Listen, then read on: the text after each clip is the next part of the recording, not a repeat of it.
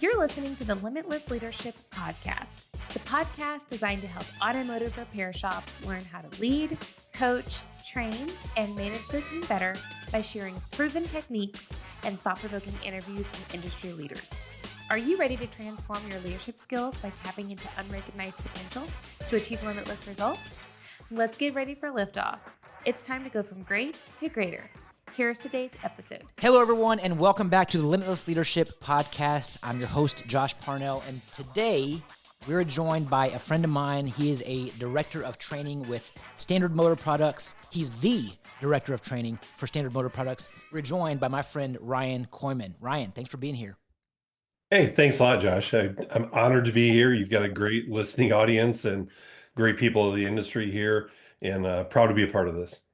Well, we're excited, Ryan. Before we get started with today's episode, if you're listening, don't forget to subscribe to this podcast and consider leaving a review. The more reviews we have, the more these episodes get pushed out and allows us to reach people and build leaders. And that's truly what our mission is all about. That's what your mission is all about, Ryan, is reaching people and building leaders. So I'm really excited to learn more about how you do that, what it looks like, kind of where you came from also. So with that being said, if you don't mind, share with the audience who you are.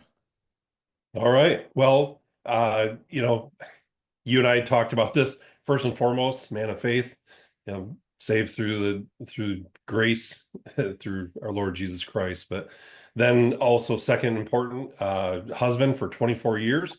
Been blessed. Great wife has put up with me through a lot of this. Everybody says, man, you travel a lot. How have you been married for 24 years? I'm like, I don't know how I could be home and still be married for 24 years. I think absence makes the heart grow fonder. Yeah. And then I'm a proud father to 3 children. My oldest just got married last year. Awesome son-in-law.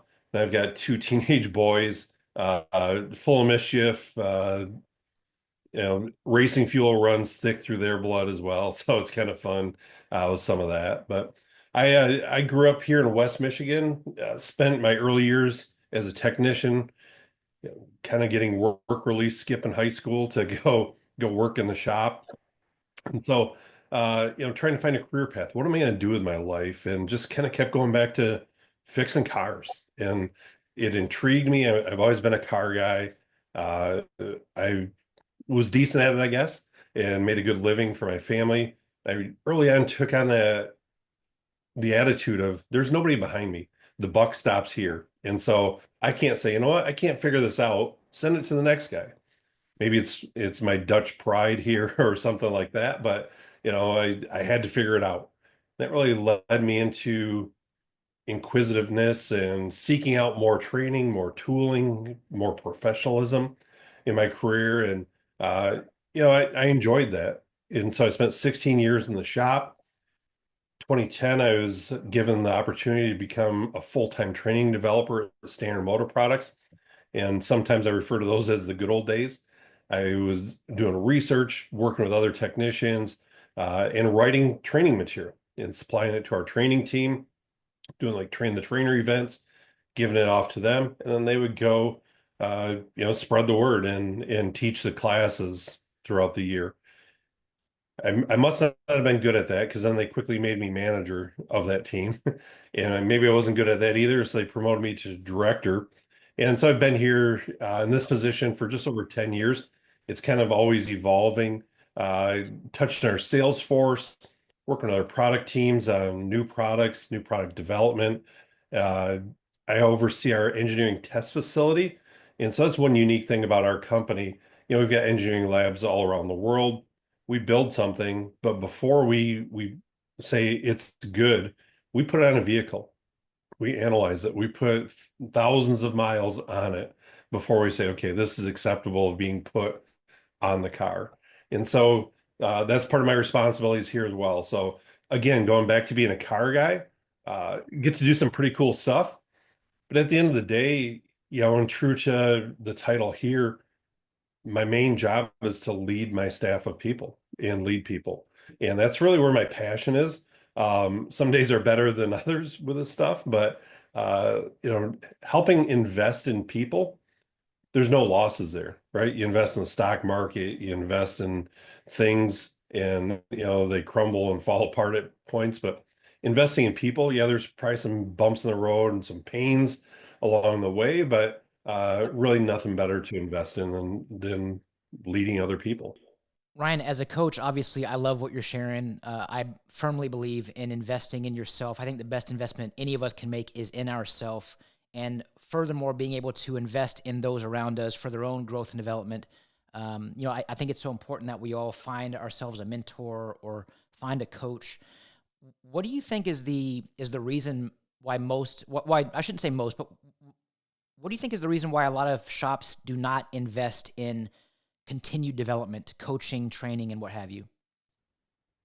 I think because they don't know what they don't know, or they don't know how to, right? If you look at the industry and a lot of shop owners, I think there's a lot of frustration there. Dare I say even loneliness amongst them. Like it's me against the world here. My employees, my customers, everybody's caving in on me, putting this pressures on me. This job went wrong. This employee called in with problems. We see it in different forums all day, every day of the struggles of shop owners. And sometimes they're afraid to reach out for help or don't even know that help's available for them in that form, or they're afraid to make that investment. I think of myself in the shop days, really, do we need to get part of this management group, or do we need this 20 group to be a part of? And just looking at how that opened eyes and just networking with other shop owners, and coaching wasn't so much a thing when I left the shop, but today you see it, and you see those people enjoying life again and really thriving. It's interesting that you mentioned how they're either afraid of investing, they're afraid of something, right? Typically, fear is at the root of any of the challenges that we're experiencing. But as you and I talked about before this call and in previous discussions, I'm also a man of faith, and we know that the similarity between faith and fear is that they both believe in a future that hasn't happened yet. So why wouldn't we choose faith?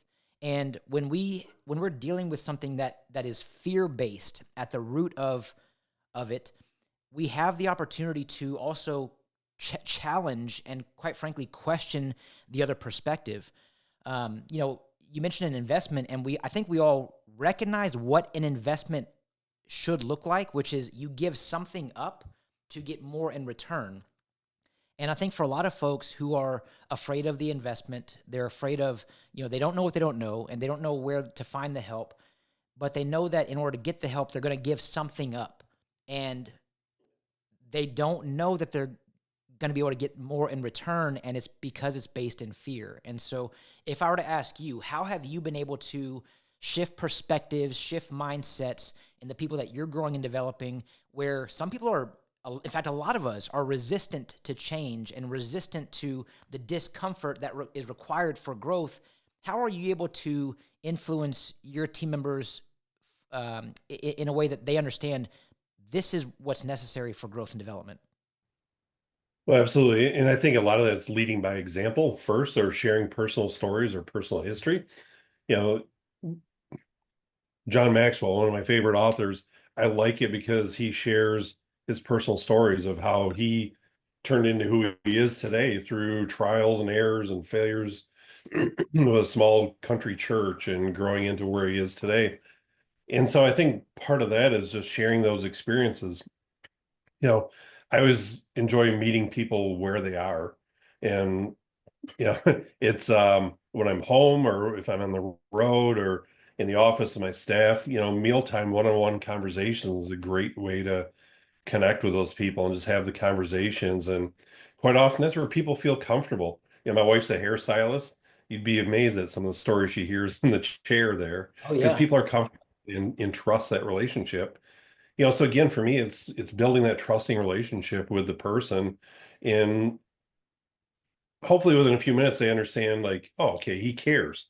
He's Yeah. not, trying to do this for some ulterior motive or whatever. This guy truly cares about me and who I am. And some of my best friends yet are shop owners that are struggling, and we routinely have this conversation of, you need a coach, you know and flat out tell them this stuff. But to your earlier point, there's some fear, some anxiety there of, this guy's going to embarrass me. He's going to ask me questions Hmm. about my gross profit or, my margins or my efficiencies. And I don't know that stuff. Like, that's okay. That's what they're here to plant the seed and help you through that. Well, he's going to tell me to do this or change my hours or fire my best guy, quote unquote, best guy. Yeah. Yeah. Either it's that fear of giving up that control. But again, it's like, hey, look at here. Things aren't working for you the way it is right now. Let's try something different here. And that's hard for any of us, is to really set our pride and ego aside. And I think back again, going back to the shop days, this is my legacy. I built this place. I did this. Like, nah, did you really? So it's So nothing changes if nothing changes. I think we've all heard something along those lines before, and it's interesting when you think about the reasons as to why someone is not willing to what they believe to be is expose themselves. That someone's going to find out I'm not really as good as I am or as I think I am. But that's not what coaching is all about. And you know this, your wife knows this, because if your wife's a hairstylist, she's also a coach. She's also a therapist. She's also a confidant, right? And the whole idea, and you said the key word, is trust. What we get to do is we get to establish and continue to create safety and trust so that we can provide clarity and direction. And that's why I'm going to go back to something you shared earlier, Ryan. You said that your main job is leading people. It's leading your staff of people, is specifically what you said. And what I really love about that is you didn't say my job is to continue to do the research and development. You referenced the good old days when you were more of a player and not as much of a coach. But you and I both know that there's a lot of players who master these processes, who do really well at the jobs that they've been tasked to do, and they get promoted to a formal leadership role, but they've never had any leadership coaching and training, and they struggle with it's kind of like going from a player to a coach, and they struggle with staying in the coach's seat.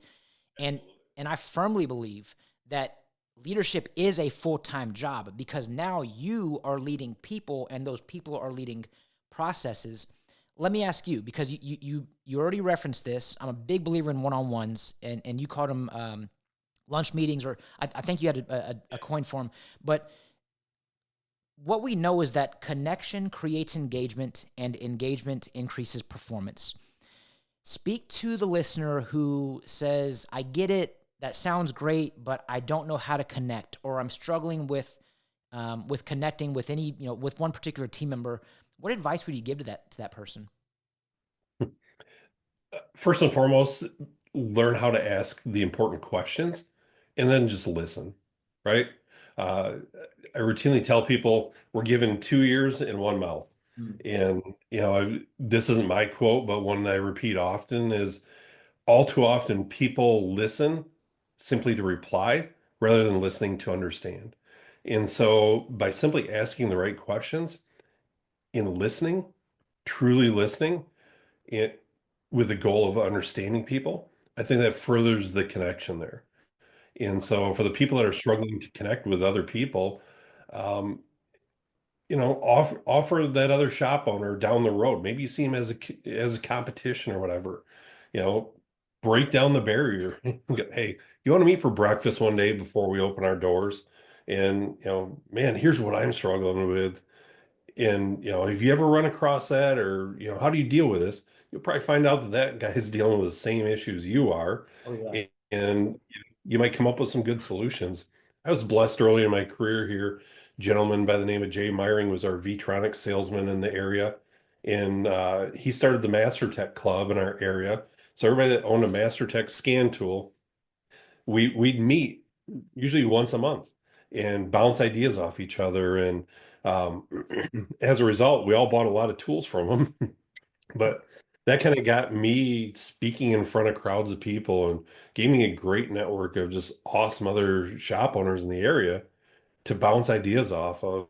And that was a way to connect with others here too. So, you know, I think once you start scratching the surface, you find a lot more people are in the same boat that many of us are. And even though they might put on this facade that they're perfect or whatever, and we live in a social media world. Oh yeah. One way I typically connect with audience, whether I'm speaking or one-on-ones or whatever, is probably some self-depreciating humor, to let people know I'm far from perfect, um, and it's okay. right? I'm continually learning, continually evolving. Even I was teaching a ADOS class at Apex this year, and the room was full of people, and I really started out by acknowledging right off the bat, everyone in here has done more calibrations than I have personally, but I'm blessed to have a great team that does the research, puts the class together. One of them spent 3 years as a specialist. I get the opportunity to share a lot of good information with you. And if you've got feedback, I want to hear it, right? And so kind of breaking down that barrier there for two-way communication really helps with the connection piece. Love that. I mean, you're truly a testament to what you described earlier on that, and that is seeking first to understand. And I think a lot of leaders struggle with providing directive after directive after directive, but it doesn't mean that we're providing direction. And we're talking about providing clarity and direction. We can do that through asking questions. So earlier you mentioned the importance of asking questions, how to ask the questions. You also talked about being inquisitive. And in your early days, that's something that you really kind of hung on early was, I'm going to be more inquisitive. I'm going to live curiously for the sake of understanding. And when we can do that, that attracts a level of camaraderie and alignment and uniformity that is really necessary for a culture as well. I'll ask you, Ryan, because I know you're passionate about people development. You talk about having people be the best versions of themselves, helping them be the best versions of themselves. What are some examples of that you can provide in your own experience? Well, first off, I've been blessed myself to have a group of friends that are 15, 20 years older than me, guys that I'm in a Bible study with, and guys I'll meet for breakfast once or twice a week. And, I've kind of leaned on them for advice, fatherly advice, or this is what's happening in my family right now. What have you been through? Or this is happening in my marriage or with work and stuff. And so I've appreciated that and shared that down through with other people. Um, I've got an employee who's um, more than an employee. I probably think of him as one of my own relatives here, and very committed to his growth and development. Um, my wife and I have been youth group leaders with our church, and so that's been interesting working with a lot of high school kids. They're at a very questionable time, and the number one thing that people ask high school seniors is like, "Oh, what are you going to do next year?" Mm. You know, that's an unfair question to ask a 17 or 18-year-old kid. What path are you going down for the rest of your life? It seems one that we've asked people, but I don't know is a perfectly good answer. And so it's been nice to work with a lot of those young people, work with their parents as well to go, just relax. Here's my story. I graduated from, I was blessed to go to a Christian high school, graduated from there with probably less than a 1.0 GPA because I was running a business at the time. I was doing other stuff. I didn't really care about school. I went back to community college a couple years later and um, excelled, and graduated with a 4.0, and then went to Northwood University and graduated in 2020 again with a 4.0 GPA there. And, so it sets people's mind at ease a little bit like, okay. And I'm like, trust me, my parents, you ask them, they thought I was going to live with them until I was 50, right? But it's if I can do it, anybody can do it. And a lot of it just takes the mindset and the mentality there. So it's been a huge blessing to see some of these people, these flowers develop. Well, Might not be in touch with them as much anymore, but you still see, LinkedIn or social media or talk to the parents and, hey, what's Keith up to today? Oh, he's married now, has 3 kids, and he's got his own business doing this. It's like awesome.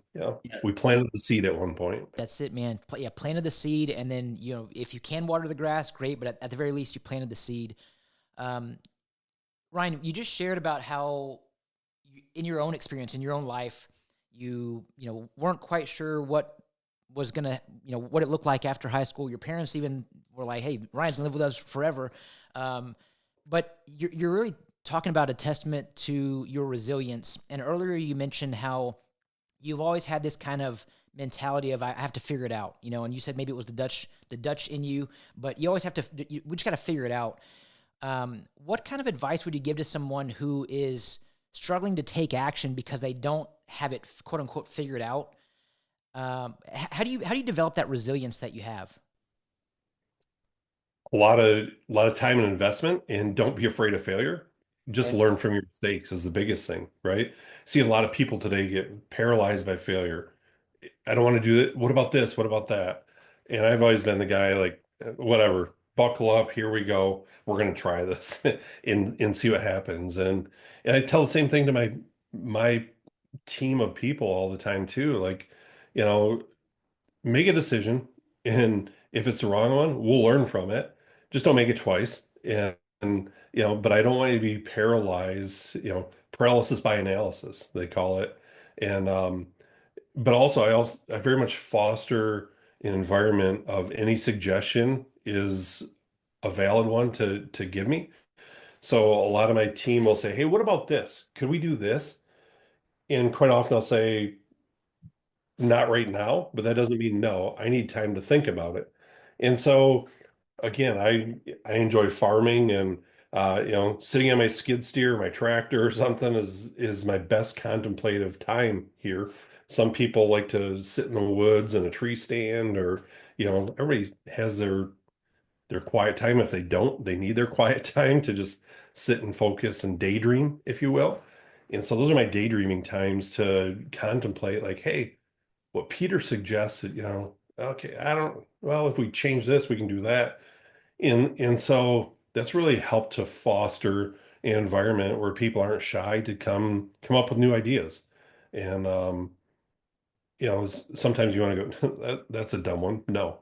But change it to, no, we're not belittling anybody, Right. but daydream and seek some of those solutions, and try some of them and learn, right? We talked about the importance of connection, which ultimately creates engagement, and engagement increases performance. And what we know is that every voice should be heard, every opinion should matter, and every idea should be considered. I love the fact that you talked about, if you have a suggestion, bring it to me. And even if you get an idea or a suggestion that doesn't sound like a great one, internally you might be saying, that's not a great idea, but I'm not going to tell you that because I don't want to silence your voice. But what you are going to do is ask questions or say, hey, let me ponder on this, let me process this, and let's talk about it moving forward. And even in my own coaching that I do with clients, I'll share with them that you might have an idea that someone brings to you that you all have tried before. And in your mind, if someone is bringing the same idea from 3 years ago and it didn't work, you might automatically be ready to say no and silence that voice inadvertently. But who knows what it looks like now? Maybe you needed time. Maybe you needed a different person to champion that idea. And so anytime an idea can be considered and implemented, I always say go for it. But the most important thing is your team members have a voice. And what a lot of us do unintentionally is we silence that voice by shutting it down just like that. And they're not going to come back to us. No, and I think that's a sign of a probably insecure manager, if you will, versus a true leader. I mean, I try and model off a servant leadership model.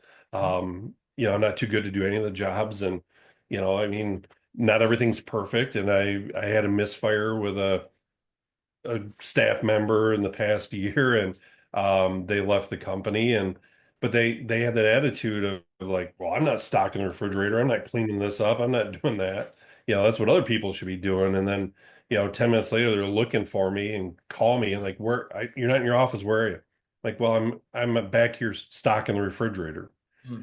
And they're like, oh, I'm like, none of us are too big to be doing that type Yeah. of stuff. But Yeah. I think what you were describing there, a little bit of some of that is the person that's insecure in their leadership or trying to be more of a manager than a leader, goes, well, I'm not doing that. You do this, or, who are you to second guess me? Or, I'm going to take your idea and draw on it as my own.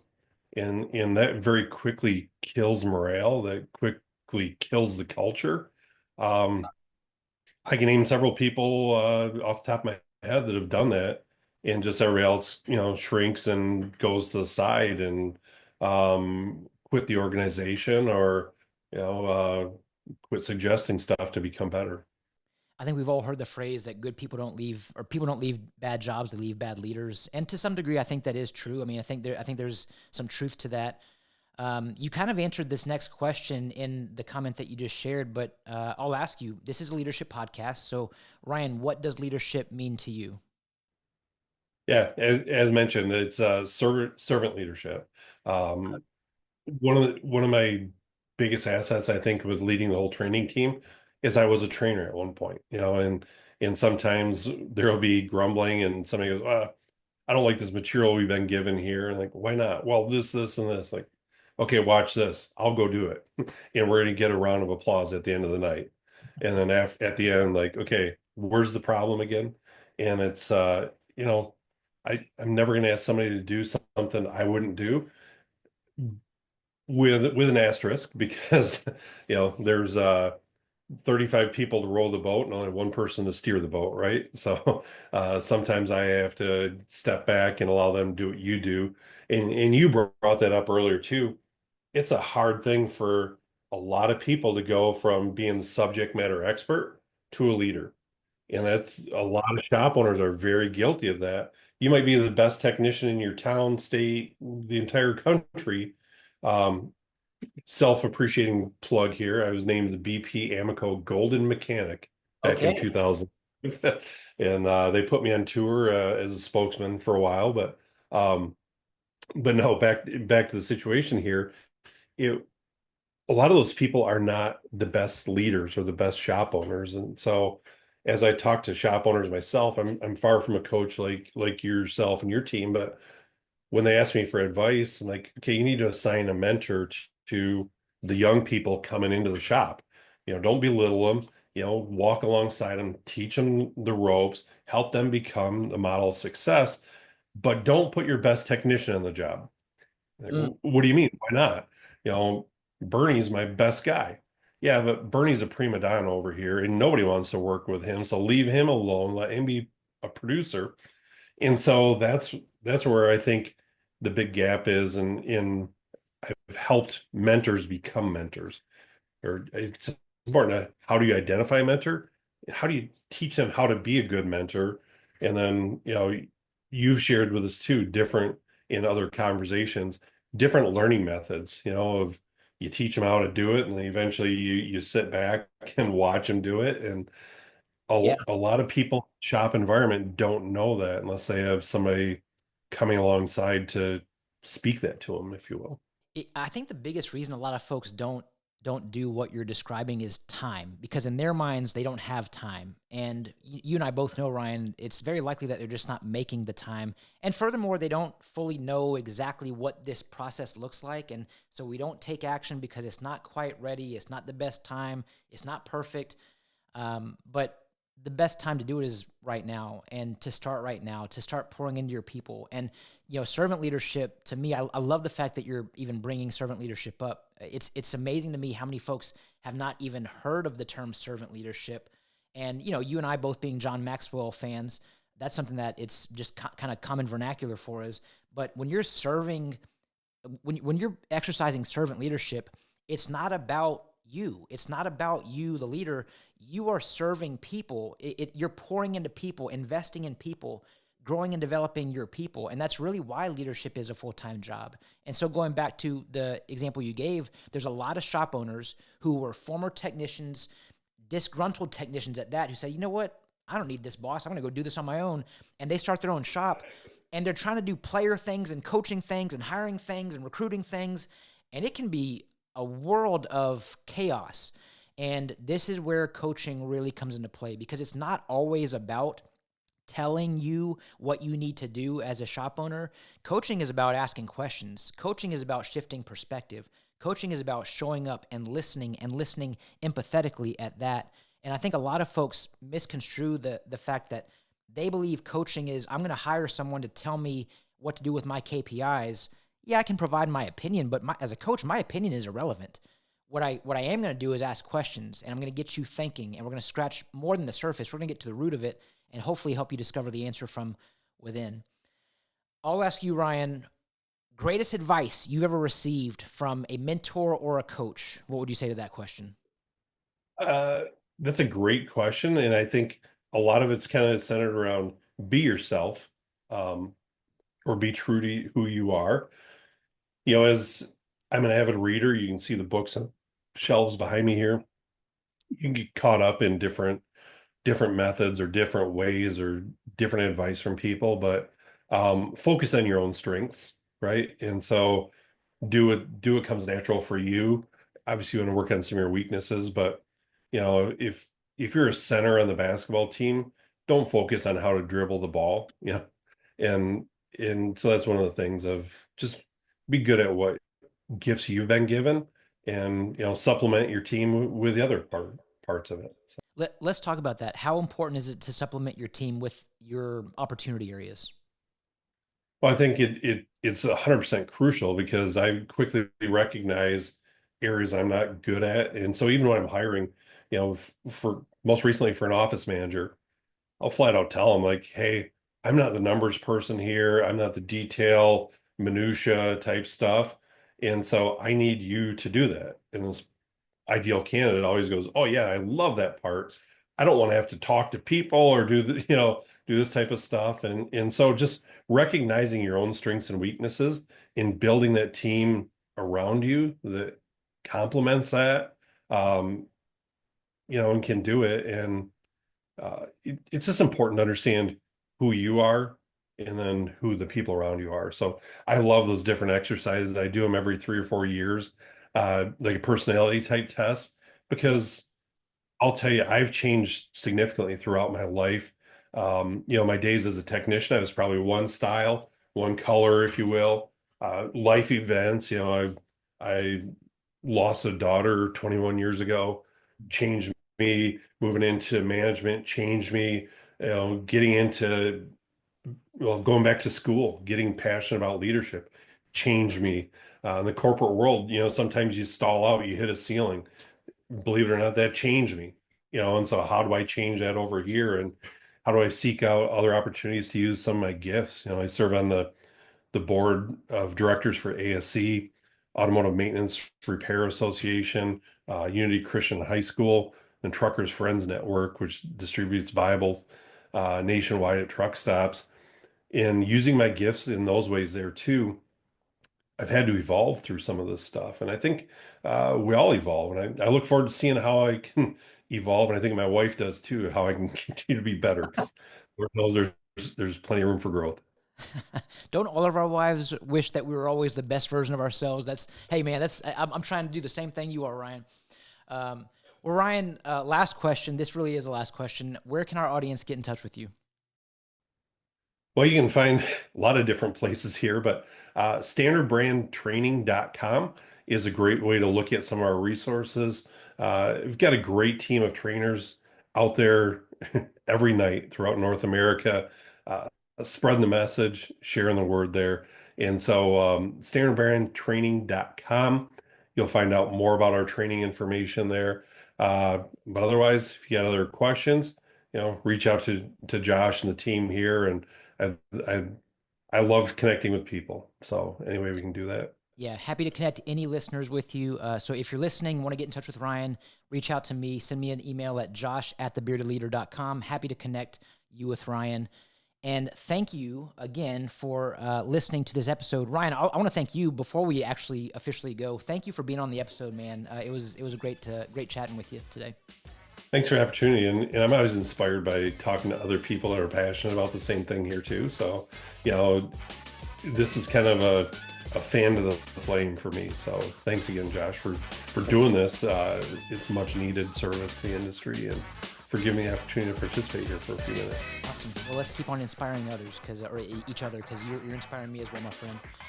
In each episode, we look to transform our leadership skills by tapping into unrecognized potential to achieve limitless results. So thank you again for tuning in to the Limitless Leadership Podcast. Have a great day, everyone. Don't forget to smile today. Tell your loved ones how much they mean to you. I'm Josh Parnell, reminding you to keep leading